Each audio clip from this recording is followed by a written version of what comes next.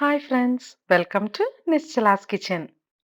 Have you ever found yourself in a hotel savoring a special chutney and wondered how it got that amazing taste? It's like magic, making you want to know its recipe.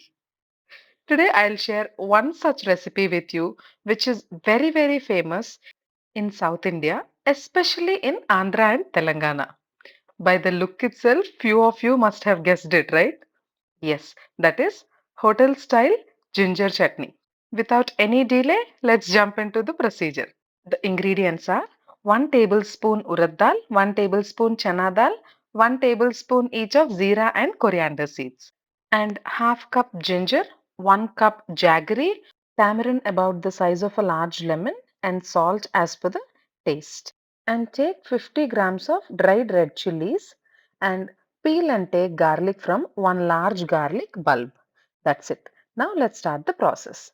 First, we have to soak tamarind with hot water. For that, take little hot water, boil it and soak the tamarind and keep it aside.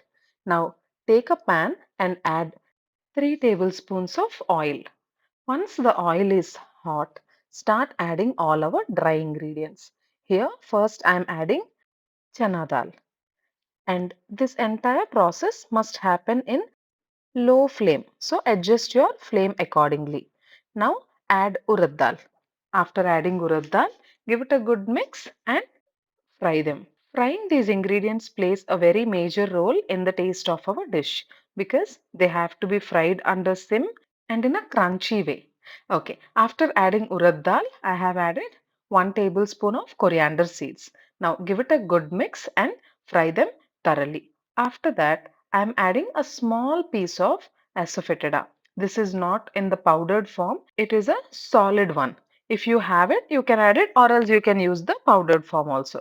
After adding it in the oil, it will just change its texture and it will look like this. See, this is the way it will look like. Now, after adding asafoetida, we have to add the dried red chilies that we have taken. Now, we have to fry them until they change the color nicely. Do not forget your stove must be in low flame and we should keep stirring while we fry these ingredients. If we leave them and if we go around and do some other chores in the house, they will get burnt. See, this is the kind of texture that we are looking for.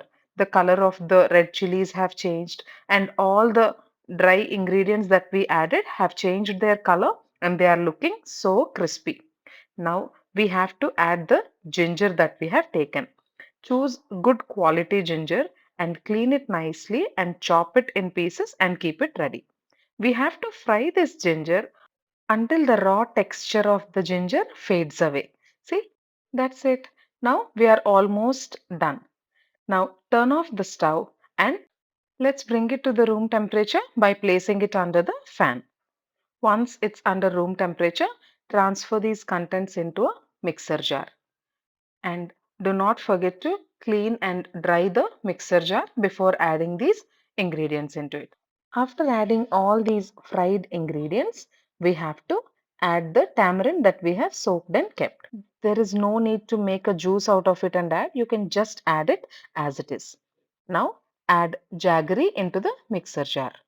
After adding jaggery, add cumin seeds or zira.